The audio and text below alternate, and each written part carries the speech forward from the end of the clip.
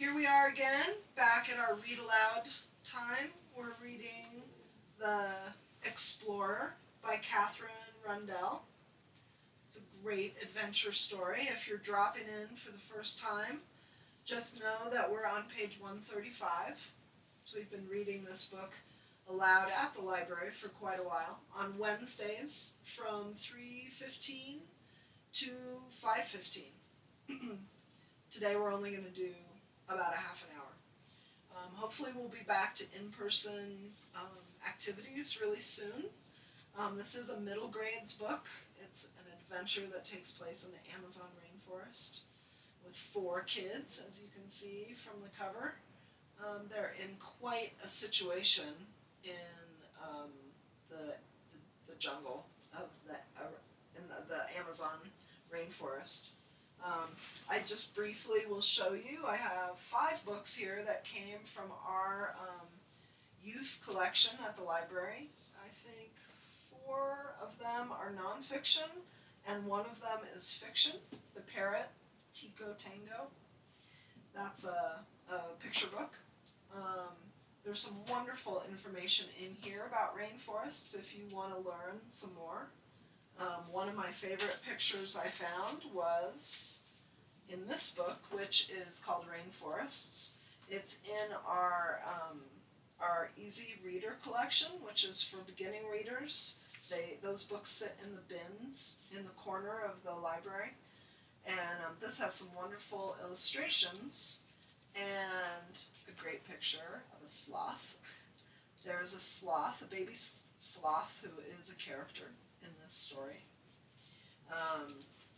But just so you know, we have all these things available for your reading enjoyment.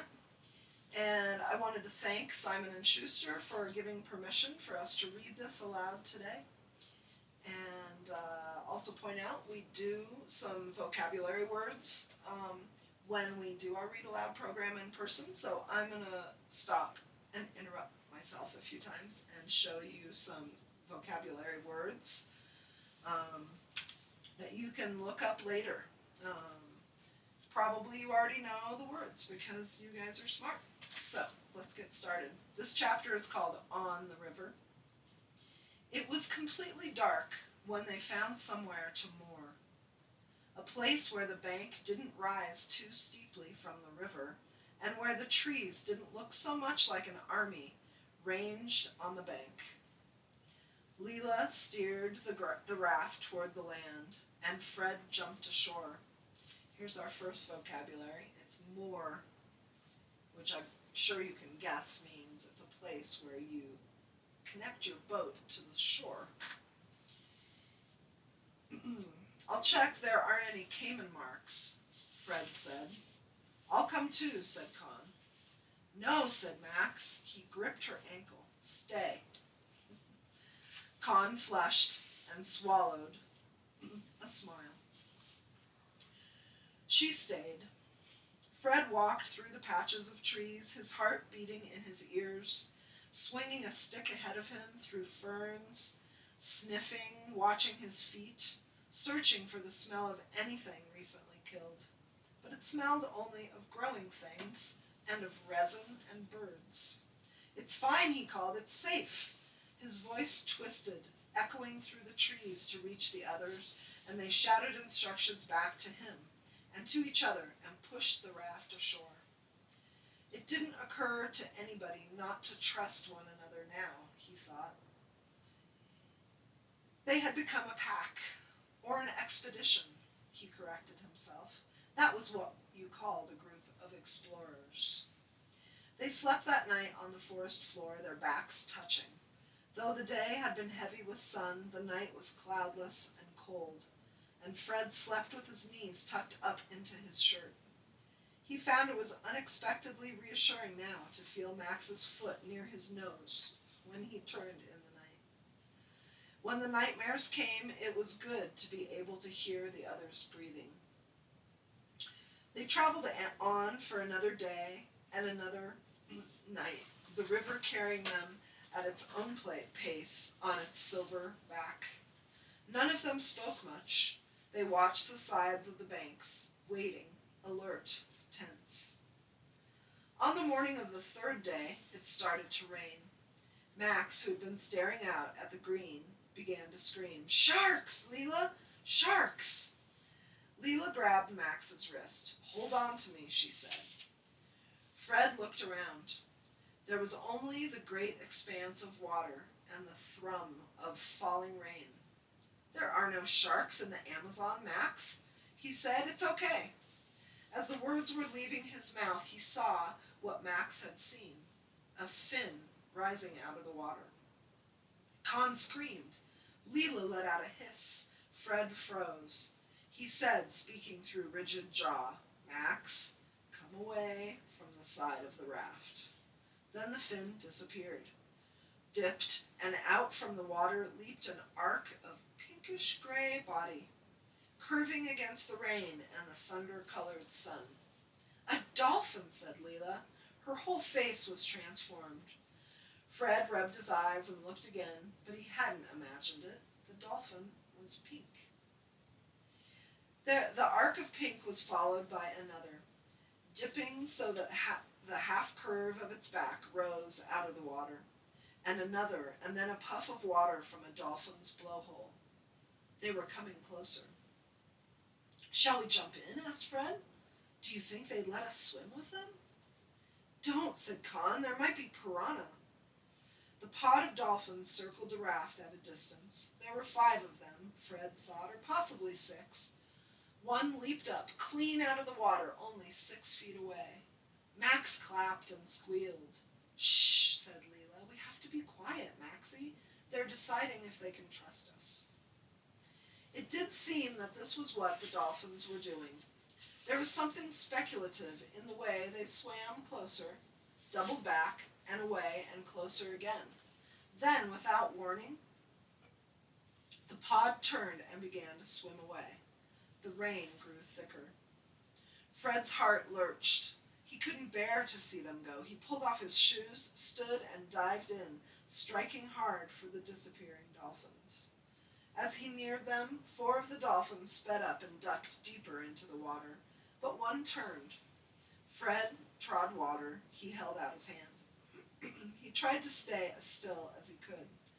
The dolphin swam up to him, a shape approaching under the surface. He gasped and spat out water. It was rose-gray and covered in deep scars along its back. Its snout was lined with fierce-looking teeth, but its eyes were steady and soft. Fred tried to steady his breathing. It was the most astonishing thing he had ever seen. It was like a battered river god. He held out his hand again. "Hello," he whispered. "I'm Fred." The dolphin dipped its nose to Fred's hand. He gasped at the surprising roughness of its skin. It butted his hand, then huffed as if disappointed, and ducked down deep into under the surface. Fred watched, expecting its shadow to disappear. But as he turned back to the raft, the dolphin erupted from the water in front of him. It leaped clean over his head, showering him with spray, dipped down again, and disappeared. The others were shouting and beckoning from the raft. They hauled him up, all 3 trying to grab him at once. Fred couldn't speak. He didn't want to. He needed the memory to be as sharp, needed his memory to be sharp, excuse me, carbon copied onto his heart and lungs. He imagined his father's face when he told him. His heart sang and thrummed in his chest, but the others were boiling over with questions and ideas. "It was like it trusted you," said Con. "Or maybe it thought you were going to feed it," said Leela. "Maybe someone was feeding them those sardines," said Fred. They found a sardine tin earlier in their adventure. Later that day, just as Fred's head was beginning to swim with hunger, Leela spotted a fig tree on the shore. Fred climbed up and shook the fruit down onto the raft. They tied up the sleeves and neck of his shirt and made it into a sack. Max counted as he put them in. 112, he said, triumphant. Max is only 5. Behind him, Leela mouthed, 15. always hated figs at school, said Con. I thought they tasted like eating someone else's snot. But actually, they're the best thing in the world. Max fished a handful of figs out of his sack and pushed them into his pocket. These ones are mine. I don't like sharing, he said haughtily. Leela fed one of the figs to Baka, that's the baby sloth, who ate it hungrily and half an hour later pooped lavishly over her lap. She laughed and washed her skirt off over the edge of the raft. Sloths only go to the bathroom about once a week, she said. And so at least it's done for a few days. Baka looked thin and even more wide-eyed than usual. They poo half their body weight each time, she said. That sounds stressful, said Con. The surface of the raft was constantly being washed with river water, so she draped the clean skirt over her shoulders to dry, traveling down the river like a floating scarecrow. Fred's shoes and shorts grew sodden, but his upper half remained bone dry. The sun was hotter than 2 days put together. Con's cheeks and forehead grew bright pink with sunburn. Leela made her a cold compress out of weeds and braided leaves, which leaked green water down over her eyebrows, but eased some of the burning. That night, as they lay on a bed of fallen leaves, Baka moved across Leela's shoulder, sniffed at her neck, and climbed up Fred's calf. Sloths are nocturnal, and Baka seemed unusually sprightly by sloth standards. He fastened his arms and legs around Fred's knee and began to chew at his shorts. Fred lay still, trying not to move his leg, looking up at the stars. They broke out in spirals and galloping animals and clustered like hordes of white butterflies ranging across the night. Leela was watching too. Fred, she whispered, are you awake? Leela was watching too. Fred? Yes, he whispered back. The moon's so close. She sounded half asleep. You could wear it as a hat. Fred nodded in the darkness, but didn't speak. At home, she whispered, you only ever get small squares of sky, however much you can fit between buildings and church spires. Yes, whispered Fred, I've never seen anything like this. Leela's voice grew even quieter. Fred, are we going to be okay? He kept staring up at the sky. I don't know. Con stirred and turned to look at them. Are you scared? She whispered. Yes, said Fred. He had never been so frightened in his life. But they were alive. He held that thought in his fist, tight against his skin. Me too, Leela said. Don't tell Max. Me too, whispered Con. She gave a grunt of disgust. But that's obvious. I can't work out how to hide it like you two do. They lay, breathing close to one another. When this is over, said Leela, let's all swear to meet somewhere. Where? Said Con. Where's the most famous place to eat in London? The Ritz, said Fred. Then we'll meet there, said Leela, and we'll have one of every single kind of cake, and this will be like a dream. And hot chocolate, murmured Max. He sounded 3/4 asleep. Max, said Leela, twisting to touch his forehead, go back to sleep. Fred stole a look at the other three. Con had closed her eyes, her brow was furrowed, but her lips had half a smile at the tips. So you might want to look up on the computer what the Ritz looks like. It's a very fancy hotel or restaurant, probably both. On the 4th day, the river began to change. The trees arched densely overhead, and the water was choked with weeds. It no longer smelled fresh. Fish flitted through the reeds. Are they piranhas? Said Con. I mean, piranha? Leela peered down over the edge of the raft and nodded, her jaw set. She stroked Baka, hanging around her neck, and buried her chin in his fur. Her breath, as she exhaled, was shaky. It was mid-morning, but it grew dark as the branches thickened above them. "Is it just me, or does the river feel suddenly less on our side?" said Con. "Not just you," said Fred shortly. His upper lip and forehead were dripping sweat, the sweat not only from the work of poling. But he had Con's bark map in his pocket, and the thought of it warmed his chest, beating back against the cold doubt in his stomach. The current was in their favor, but traveling through the weeds was arm-aching, back-stretching, skin-shredding work. "Watch out!" called Leela. Fred flinched, looking around for something about to hit him in the face, and then watched in silence as a snake slipped along a branch, spiraled up the trunk of a tree, and disappeared into the green over their heads. Even Max didn't move. "It's almost certainly not deadly," said Fred. He winced. He'd intended it to sound reassuring, but instead his voice had landed somewhere between desperate lying and stern aunt on a deathbed. He concentrated on poling, doubling his speed until they were past the weeds, and were speeding down the dark green passageway of overhanging trees. "We're close," said Fred. "On the map, this river goes on until a lake, I think, and then there's a black square, and then a short line, and that might be a path, or a river, but it could just be a squiggle, and then the X." Con stretched into the water for a broad stick as it floated by and began to paddle. "The sooner we get there, the sooner we'll know the worst." The raft followed the river, Fred's pole splashing his impatience to see what was around the next corner. He guided the raft around a great, floating, fallen tree, traversed another 5 minutes of dark water, and found, without warning, that they had come to the mouth of a small lake. The lake was an exquisite blue, shining under a cloudless sky, but Fred did not notice.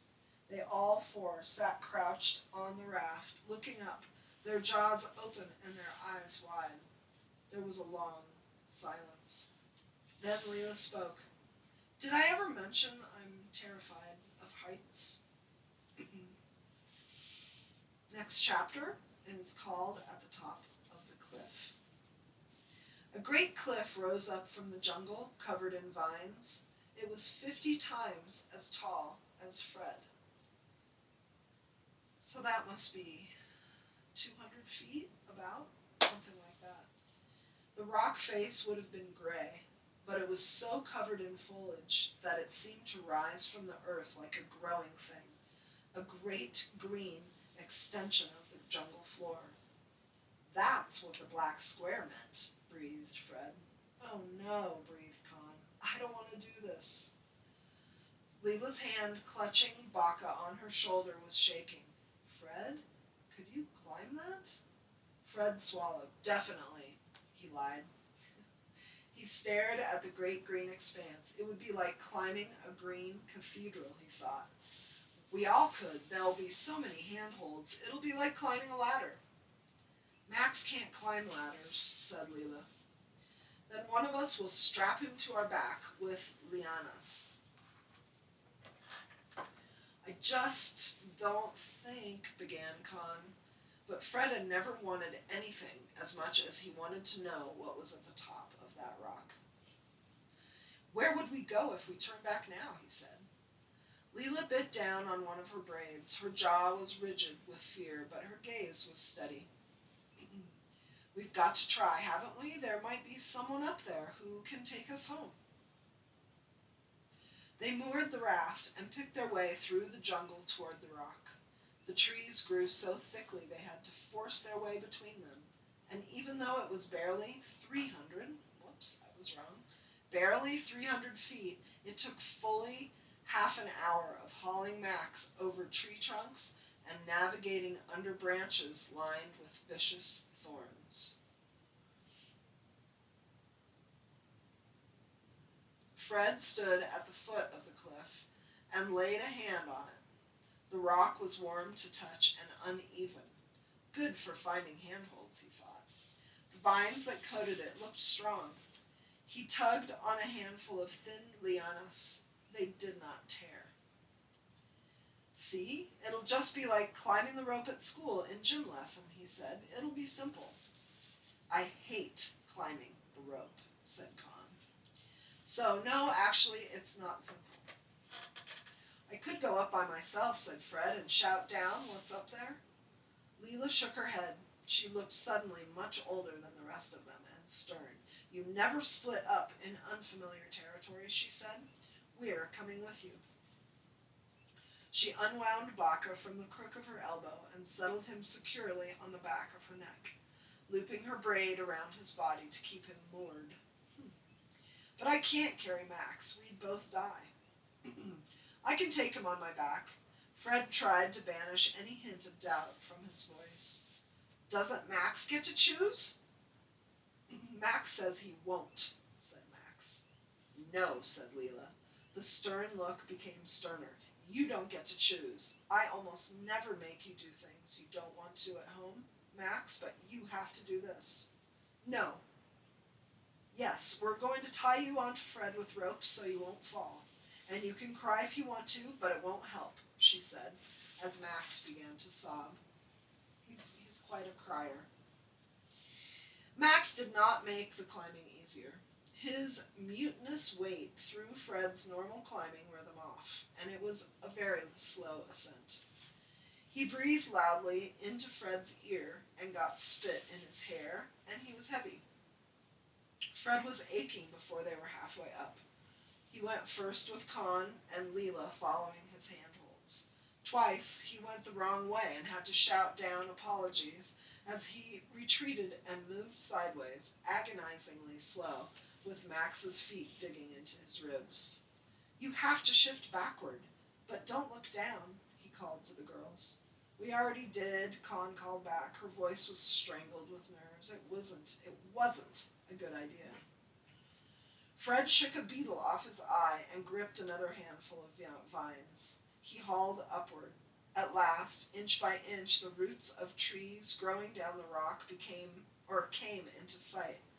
Then the tip of the rock curved and became an incline with bushes, which became flat land. Fred let out a yell of triumph. Con and Leela followed. Con crawled to the nearest tree and spat a mouthful of bile and saliva into the roots. I can't believe we just did that, she gasped. Leela untied Max and gripped him tight in her arms. She was still shaking. We did it, she whispered in his ear. Think about how proud Mama and Papa would be. Can we tell them? As soon as we get home. Their heads were close together. Suddenly, a pair set apart, and Fred thought for the first time how very similar they looked, how Leela's eyes were Max's eyes, and his mouth her mouth. We're so close now, said Fred. This is the squiggle, I think. There was something in front of them that looked like it might be a path, or an animal trail, or just an illusion. They hacked through the foliage. An uncomfortable amount of it was knee-high bushes with spikes. Fred's knees became flecked with blood. The ground grew marshy, and tiny flying insects mobbed them, swarming into Fred's mouth and up his nose. Con snorted like a horse, waving both hands in front of her face. Is it far? She asked, turning to look at Fred. I don't know how much of this I can take. It dropped suddenly down, smooth moss on smooth stone. She didn't have time to stop and cascaded down it on her back, thumping against stones and roots. Fred launched himself after her, scrabbling to stay upright and grabbing at trees. Leela and Max followed, Max on his backside, gasping in shock. They tumbled into a heap at the bottom. Fred's chin connected with someone's ankle. He shoved the ankle away and brushed leaves out of his eyes. Leela scooped Baca into her arms and took hold of Max's elbow. They stood with their backs to a slope at the edge of a vast expanse of stone. It was an enormous stone courtyard, as wide as a hayfield and at least 4 times as long. The ground was built from white and yellow stone blocks, rough hewn and smooth at the top, as from the passing of many thousands of feet. It was set in a slight dip in the ground, so the earth rose up from it on all sides, forming a natural wall. Down the middle of the great stone courtyard grew 2 rows of trees, creating a boulevard. There were heaps of stone in 5 or 6 places, as if small houses had lined each side. So they found a place that looks like there were people at one time. There's one of our other vocabulary words, boulevard, which you probably know, but it's a very fancy word for street. In this context, which means in the story, Katherine Rundell explained there were 2 rows of trees that created a boulevard. So, Fred, my God, breathed Leela. Fred took a step forward. Among the trees he could see half-formed stone pillars, some waist-high, some taller than he was. High overhead was a thick canopy of green, forming a roof over the stones. Look, said Fred, over there. At the far end of the stone expanse there was a vast stone wall, half crumbling and covered in passion fruit vines. Lining the wall were 4 immense sculptures, hewn out of wood and stone, taller than 2 men. They were crumbling, and the stone had fallen away, but it was possible to see what they had been: a monkey, a panther, a woman, and a man. It's a city, breathed Leela. The sudden thump of a footstep made Fred spin around, bending, as he had done once days before, for something to throw. A man strode from behind one of the stone pillars. He was pointing a knife at them. Whatever you were thinking of doing, he said, I would advise against it. And our last chapter for the day is called The Ruined City. The man was tall. His arms and hands were covered in scars and burns, old white scars crisscrossed with new red ones. He held the knife at the level of their necks, casually, as if it were a breadstick. Like the Minotaur, whispered Con. At the man's side, close at his heels, waddled an enormous vulture, with a red head and a curved beak. Its head came up higher than the man's knees. That small person in the dolorous trouser suit? The man's nostrils had a high flare to them, and they twitched as he spoke. His voice was deep. His accent, Fred thought, belonged among good tailoring and fast motor cars. What's wrong with him? There was silence except for Max's sobs. Dolorous is one of our other vocabulary words, which you will have to look up, because I'm not sure what it means. Well, said the man. He twirled the knife in his fingers. He's crying, said Fred. Why? He sounds like a dying screech owl, like a lion blowing on a ship's whistle. Fred's heart was red hot and beating double time. He was surprised that his voice sounded so almost calm. He's 5. That's not a reason. You're pointing a knife at his head, said Leela. That's not a good reason. But he lowered the knife. The man stepped closer into a patch of green sun, and they could see him more clearly. His dress was exquisite, but smelled pungent. His trousers, Fred saw, were quite ordinary, green khaki, worn through at the knee and spotlessly clean. But that, along with a white shirt torn off at the elbow and patched with coconut fiber, was the only thing about him that was normal. His shoes were made from what looked like alligator skin, with very thin vines for shoelaces. A jacket, sewn neatly from black furs, hung over his shoulders. The buttons were caiman teeth. He wore leather cuffs on each wrist, a signet ring on his little finger. From a distance, he might have been on his way to a country house party. Up close, he looked as though he had reconstructed a prime minister from once living things. Con swallowed. She spoke in a whisper. Is it just me, or does he look like the kind of person who won't definitely not kill you? Her eyes were stretched open and her skin was taut over her bones. Fred's entire body had gone rigid, but he managed to nod his head half an inch. He spoke out of the corner of his mouth. Not just you.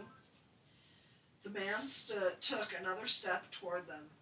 His right foot swung slightly out to the side as he moved. Fred noticed for the first time that the man's right leg was strapped with 3 slim, highly polished pieces of wood. Despite the limp and the scars and the stubble, the animal Fred thought of was a panther. Something with strong jaws and sharp manners. Who are you? Said the man. None of the children answered. They looked at one another. Nobody wanted to be the first to speak. How did you get here? Asked the man impatiently. Fred took a deep breath. Our plane crashed, he said, and the pilot died, and we followed a map. He put his hands in his pockets, trying to look nonchalant, trying to find something he could fight with if he needed to. He could feel only a handful of squashed acai berries, which would not be very deadly in a battle. Show me. Fred handed him the scrap of bark, fumbling in his back pocket embarrassingly, his fingers suddenly uncooperative and clumsy. The man glanced at it. Who drew this? Silently, Con raised her hand. Based on what? Con shook her head so that her hair fell in a protective wave across her face. Well, said the man. We found a map in a tree, said Fred, and Con made a copy when it got wet. The man screwed up the bark in his hand. Please, said Leela, don't be angry. All we wanted to do was get home. The man looked down at the vulture as if for inspiration. And what am I supposed to do with you now? Nothing. Just let us stay for a little. We won't make any noise, said Leela. That small one will.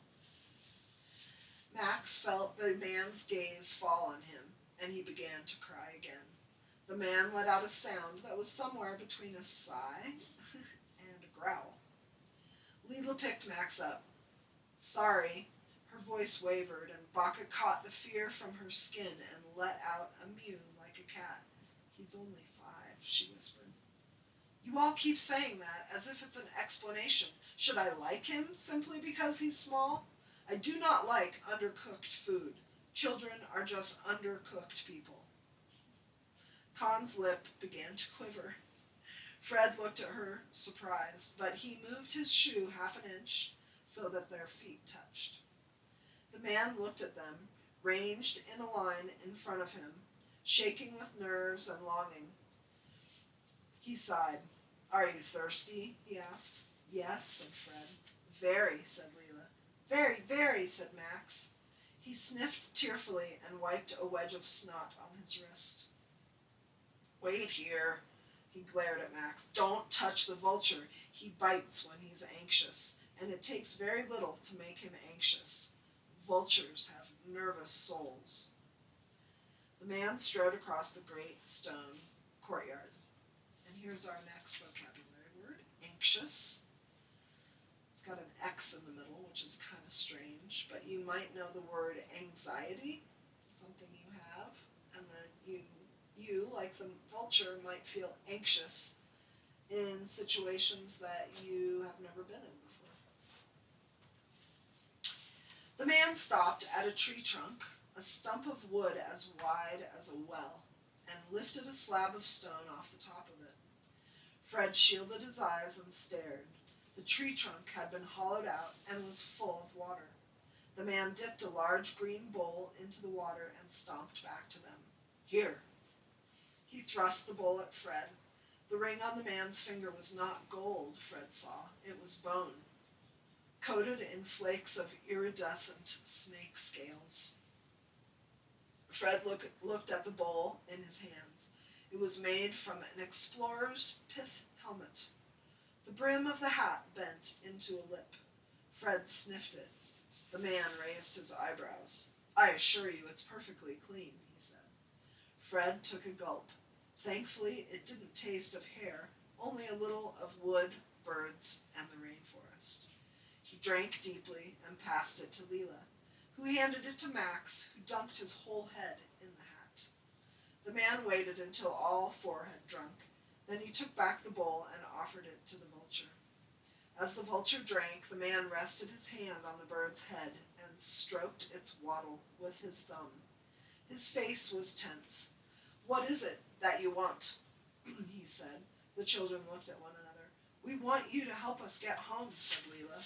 She spoke very quietly, so quietly he had to bend down to hear. "And why should I?" "I can't look after Max much longer. He has allergies and nightmares, and I don't know what I can dress him with if he keeps ripping holes in his clothes. Please help us." As she spoke, the vulture waddled away from the man's side and headed straight for Max, who was hiccuping and sniffing. A line of snot dripped from Max's nose onto his ankle. The vulture dipped his beak to Max's feet and pecked at the snot. Then it wedged its nose into the side of Max's shoe and breathed in deeply through the holes in its beak. "What's he doing?" said Max. His eyes were dilated with fear, wide and round as pennies, but he reached down and touched the bald head of the vulture. It snapped its beak. Max snatched his hand back, then, more confidently, returned it to the vulture's head. The vulture let out a guttural croak. It sounded almost like purring. Then Max looked up, smiling at the man. "He's mine now," he said. The man looked from Max to the vulture and back at Fred and Leela and Con. His face was emotionless, but his eyes were not. "I shouldn't trust the instincts of that bird," he said. "He probably just thinks the boy smells like meat. But all right, come with me." He led them down the stone boulevard. There was a cascade of questions tumbling through Fred's head. Who was this man? How had he got here? Would he help them? But something in the man's walk did not encourage conversation. The canopy was so thick overhead that the light filtered a succulent green down into their path. The man led them to a place where blocks of stone and mud had been stacked to make three sides of a storeroom. It was empty but for the shocking blue and green flowers that grew in the cracks. Vines crisscrossed over the top, forming a roof of sorts. "Here," said the man, "you can sleep here." "Who built this? Did you?" "No," he said shortly, "I did not." He looked at the stone floor. "I might make you some reed sleeping mats tonight, if I have time. The vines will shelter you if there's any rain, more or less." "Thank you," said Fred. Con still hadn't spoken, but she nodded in thanks. "But beyond the statues, that curtain of lianas, you see?" he pointed. Fred followed his hand and saw at the far end of the city square, falling from the wall behind the statues, a great swath of tangling creepers. They nodded. "You don't go anywhere near there. Do you understand? That is my private space." Con tried to speak, but only a strangled burr came out. "We understand," said Leela. "I mean it. Keep your word or I'll cut off your ears and give them to the vulture to wear as a hat." "Don't," wailed Max. He put his hands over his ears. "I don't like him." "Shh, Max, said Leela. "He doesn't mean it." Fred looked at the man. He was fairly sure Leela was right, but it seemed risky to assume, of a man who used teeth for buttons, that he was joking. Max tugged at the man's trousers. "What time do we eat?" The man looked down at him, baffled. "Whenever you want." "Oh, but we mean whenever suits you," said Con. Her voice was croaky, but she looked relieved that it had started working again. "You eat whenever you catch and cook something. That's usually how it works, unless you don't catch anything." "But don't you, you're the adult." I'm an adult, certainly. Look, there are berries. There may be some bananas on the trees in the west corner, if they weren't eaten by monkeys in the night, and you can hunt. But, said Con, you're the grown-up. Her voice had truly come back now, and she scowled. Grown-ups cook for children. Those are the rules. That's how it's always been done. The man seemed to be losing patience. My dear, he crouched in front of her, dangerously close. Which aspect of this, and he waved his hand at the stone towers, at his scaly shoes, and at the vulture, makes you think that I would care how things have always been done? But this isn't how it works in the real world. This is the real world. He thumped his knuckles on the stone floor. This here, the real world, is where you feel most real. But who are, said Fred. But please, said Leela. But don't you, said Con. All three reached out as if to grab him. Good Lord, said the man. It's like watching a dog eat a bee. You have 6 hands between you, or 8 if you count the small one trying to eat a dragonfly. Max, said Leela, stop that. Do you at least have knives? The man asked. We have one between us, said Fred. We found it. It didn't seem the right moment to explain that technically the knife almost certainly belonged to this tall, dark, unexpectedly dressed stranger. He might demand they give it back. The man sighed. I'll give you each a flint. Then you can hunt, at least. He crossed to another stump of tree trunk, lifted a small boulder off its top, and fished something from the hollow space within. Here, they're already sharpened. He handed them each a stone, expertly chiseled to the size of a large arrowhead. Fred tested the edge with his thumb. It bit into his skin, and a drop of blood ballooned out. The man raised his eyebrows. You can use banana leaves as bandages. If you lose any fingers worth eating, give them to the vulture. He handed a stone to Max. There you are, young cacophony. That one's the sharpest. You know what cacophony means? That's a very loud sound, like Max is always making in this story. Max is too young for knives, said Leela. She tried to take it from her brother, but he jerked away and held both hands behind his back. Is he? How do you know? Said the man. He sounded interested.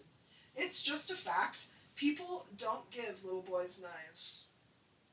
I feel fairly sure I was given a knife at a young age, and I turned out perfectly normal. Fred looked at the buttons on the man's shirt. They glinted white and sharp in the sun. He said nothing. The man sighed. It's getting late, he said. You can have something from my own stores, but just tonight. Don't think it's going to be routine. You'll have to hunt for yourselves. All 4 let out deep sighs of relief. The man strode back to the hollowed-out trunk and bent to a pile of stones next to the tree stump. Up close, they seemed to be arranged into something more definite than a pile, a rectangle with wide slabs across the top. The man lifted 2 of the slabs, reached in, and brought out the body of a bird, plucked but ungutted. Karakara, he said. He dropped it into Fred's hands. It was cool and clammy. They're common as rats here. Thank you. Could you tell us how to gut it? Fred asked tentatively. With the flints, boy. But how's the best way, sir? He added, just in case. When the first man learned to cook, he did so without recipe books. He worked it out. You work it out. They all 4 stared at him. He sighed. Cut along the stomach, scoop out anything that looks too detailed, and cook the rest. As a rule of thumb, with innards, if it would take more than 1 color to draw it, don't eat it. So, kidneys are fine, all reddish-brown. Intestines, less so, unless you're feeling exceptionally brave. But just quickly, before you go, how do we cook it? Said Leela. With fire. He smiled a half-smile. Or that one, the blonde one, wearing her face like a weapon in a barroom brawl, could try to cook it by glaring at it. Wait, please, just a second. Fred made a last effort as the man turned to go. Who are you? What do we call you? What is this place? How did you get here? Are you an explorer? Do you live here? Are you planning to help us? We need to know. Fred thought of all the explorers he'd read about. There were so many who had strode in the jungle and never reappeared. Percy Fawcett and his son Jack, Raleigh Rimmel, Christopher McLaren. He tried to remember what the photographs in the newspapers had looked like. The man turned to face Fred full on. His face shifted from awry to something darker and harder to trace. I'm a bush pilot, not an explorer. I used to ferry supplies back and forth from the smaller towns to Manaus. I crashed here some time ago. What happened to your plane? What happened to yours? He countered. It burned, said Fred. The man nodded. Exactly so. And your name? I'm Fred, and that's Leela, and Con, and that's Max. A look as blank as an iron wall came down over the man's face. I'm not interested in names. This is the Amazon jungle, not the Travelers Club on Pall Mall. Con said, but what do we say then? I mean, if we need your attention. His eyebrows went up so high, they nudged at his hairline. You don't, he said, and he turned away. He strode across the square, his shoulders hunched, heading toward the place where the vines grew into an impenetrable curtain. He pushed past some branches and disappeared. His footsteps, despite the limp, were astonishingly silent. You scared him off, said Max to Con, his voice full of accusation. It wasn't just me, we all did, said Con, and technically I think we annoyed him off. I didn't know, said Leela, that asking someone's name would be so controversial. I know what we'll call him, said Max. He beamed up at them proudly. We'll call him the Explorer. But he just said he's not one, said Con, exasperated. Weren't you listening? He has an explorer's hat, said Max, and a vulture. So there. That's the end of our Read Aloud today. Thanks so much for tuning in, and we will have another edition next week, and that'll be broadcast on Wednesday at 2:15. We'll go for about an hour, and we hope that you keep tuning in and you enjoy the snow of January in Crested Butte. Come to the library and see us. We're open our regular hours, Monday through Friday, 9 to 6, and Saturday and Sunday afternoons. So thanks so much. Take care.